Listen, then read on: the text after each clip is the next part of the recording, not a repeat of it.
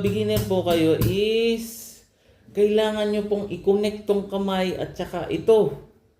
Yun po yung mahirap.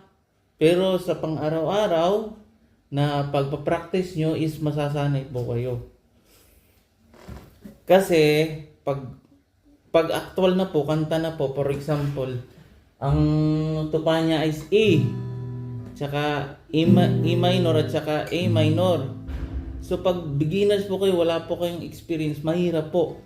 Kailangan practicein nyo po dahan-dahan. Yan, transpose po. Lipat, balik, hanggang masanay. Tapos, i-memorize nyo po yung kanta. Katulad na lang nito. Ititempo nyo po, i-connect nyo po dito sa gitara. Malapit na akong matunaw. Advance na po to. Pag sa beginner, mahirap po to. Kasi nga po sa tagal ko na nagigitara, di ba?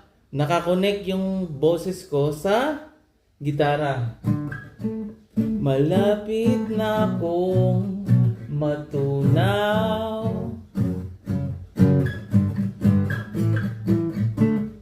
Feeling sa talas ng pagtitig mo.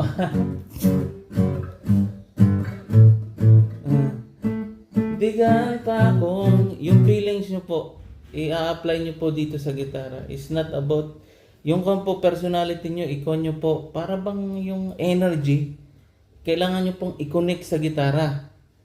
Para makatupa kayo, makakanta kayo. Experience ko po lang po to. So, ganun po kung paano i-apply yung gitara sa kanta. Tapos, kailangan nyo pong alamin yung chords. Yung chords, yun yung importante. Ano yung chords ng kanta. Once na alam nyo na po yung chords, so hindi na po kayo mahirapan. Tsaka yung lyrics. Yun po yung importante. Pag alam nyo po ang chords, lyrics, paano nyo i-apply yung sarili nyo dun sa gitara, paano nyo po i-transpose, hindi na po kayo mahirapan. Continue na po yun. Kailangan pong i-connect po yun. Kailangan nyo pong maglaan ng oras, mag-practice, para makuha nyo po yung gusto nyo na habang kayo nagigitara, connected yung lyrics sa gitara. Diba? Yan lang po. Sana meron po kayo natutunan. Bye.